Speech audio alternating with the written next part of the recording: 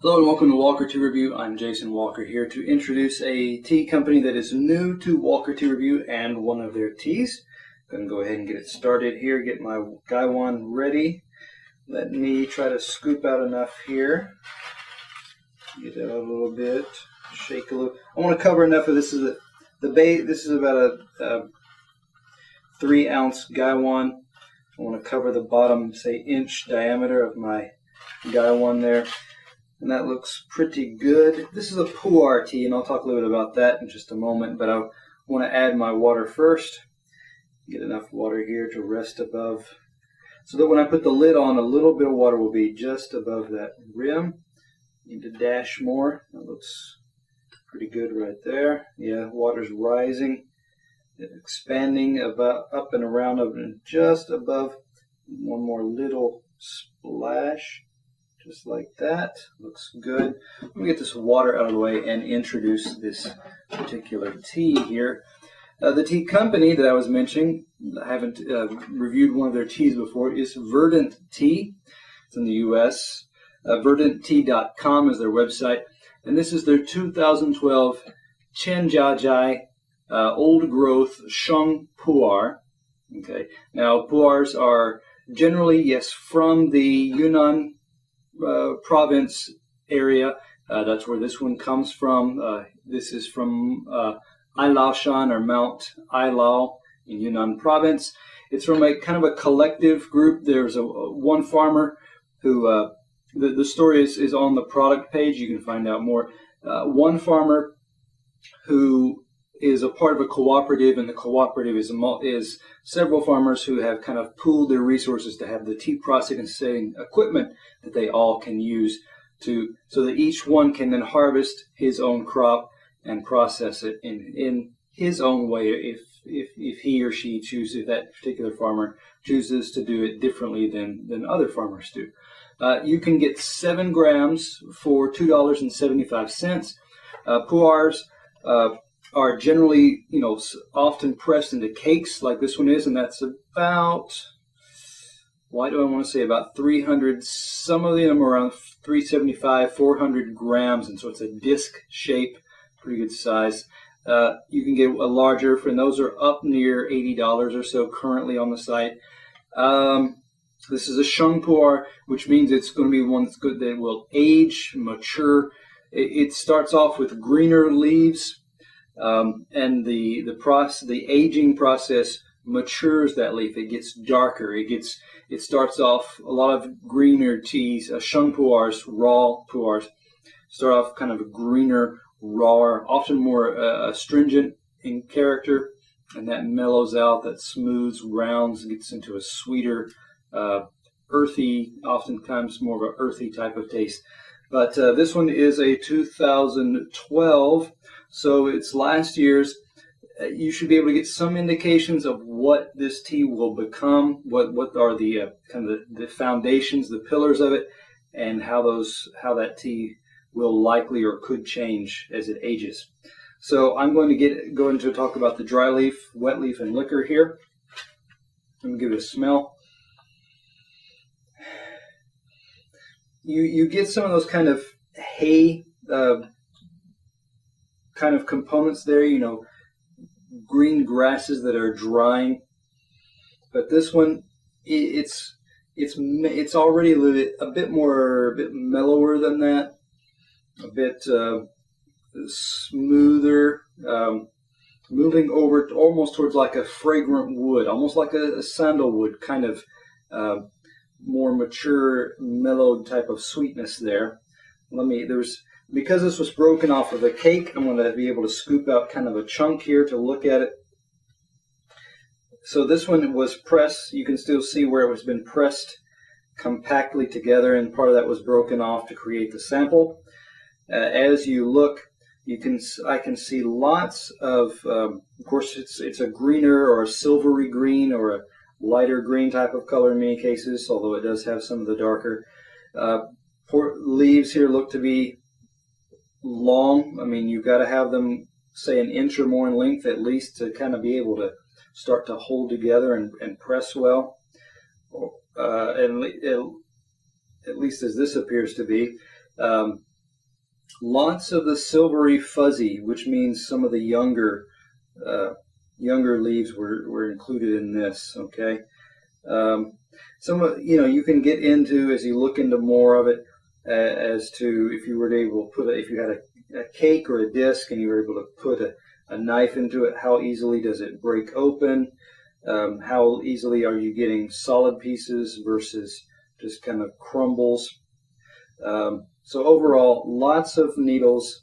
I don't see, I'm not, at least in this little small chunk here, I don't see a lot of branches or twig type components. So that's a positive too. Okay, set that aside.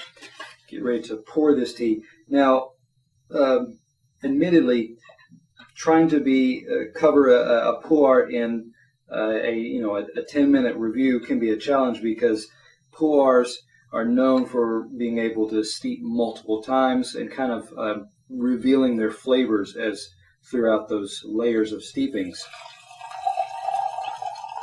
But we'll do I'll do what I can here in a brief one.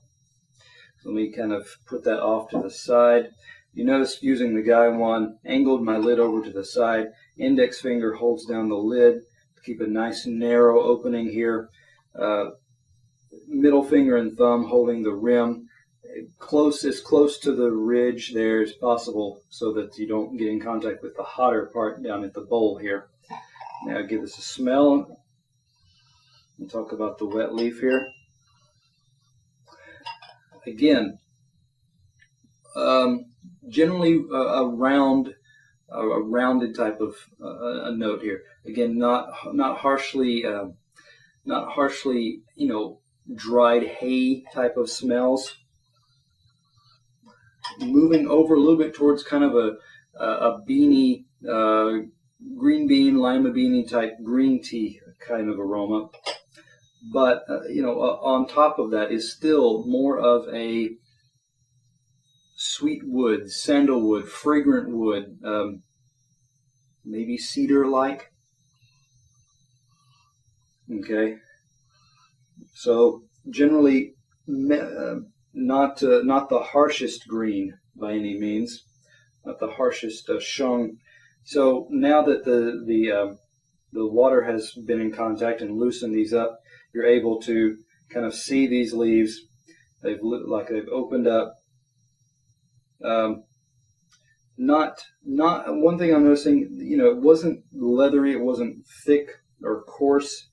It had some resiliency to it, so it had still some life, some vibrancy to it in that sense. I still got some elasticity there. I can kind of bounce that.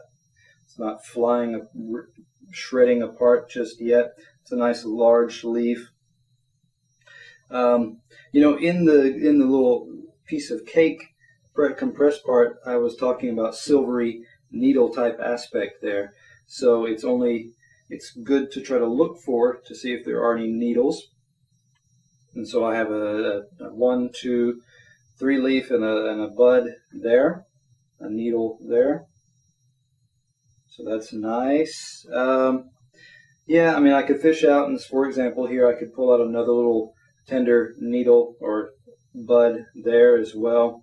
But that's going to be where I'm going to stop for now. Set that to the side and move on and talk about the liquor. Again, colors. Again, some of them a bit darker, but most of them still on the greener side.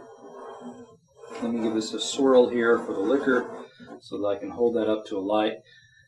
You see a nice golden, kind of a yellowy brown type color. Again, some sweetness coming off it. It's not a harsh grassy. It's moving into that mellower, almost like a sweet, almost like a boiled corn type of smell. There's some of that kind of sweetness in the back, combined still with some kind of dried clover type of smell. Let me give this a taste here.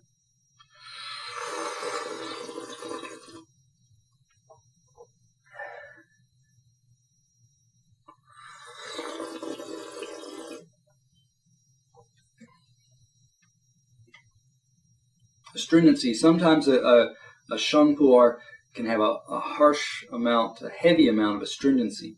This one does not. It's mellower. It's already smoother and gentler in that sense. So the bitterness is quite low for a Sheng pu'er. The astringency is quite low for a Sheng pu'er as well. This tasting, off-camera tastings, when I was able to kind of give it more steepings in a row there, what I noticed was I'm getting it here, but I got it more in like second, third, even fourth steeping. The sweetness of the aftertaste rested in the back of the mouth, kind of down the throat a little bit too, and it stayed, So it was a nice, long-lasting, high-duration type of sweet aftertaste. It gave a bit of a syrupy type thickness to it as well. So you actually felt like your mouth was still kind of coated.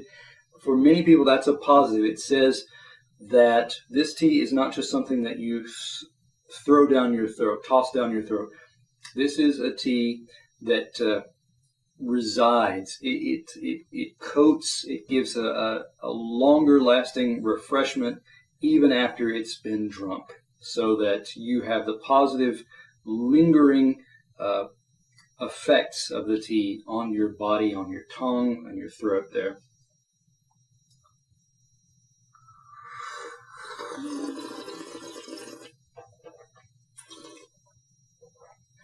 Still some sweetness. I mean, even some sweetness as I kind of slosh it around before I swallow there. Okay. I hesitate to use the word strawberry, but there is something that's almost strawberry-like in its sweetness. Don't be looking for gooey strawberry jam, heavy, fruity sweetness. This is the earliest strawberry of the season, kind of pale. You taste a bit of the strawberry's essence there, but it's not a juicy, rich. So it does have those some sweet light components there. It's got some almost that kind of fruit kind of component. It's got a bit of it also underneath the strawberry. It's got a bit of almost a spice like. It's almost a bit of a cinnamon or a nutmeg type of, and even some of that sandalwood, acacia type of component there that just says,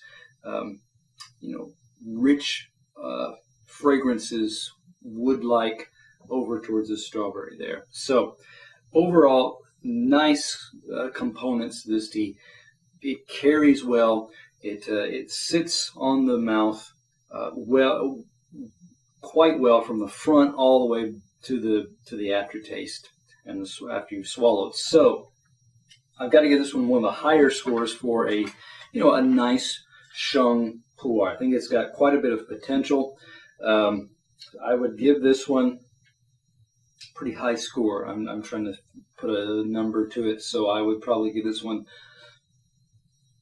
a 92. Nice components to it. So check it out for yourself. Verdant tea. This is their Qianjiazhai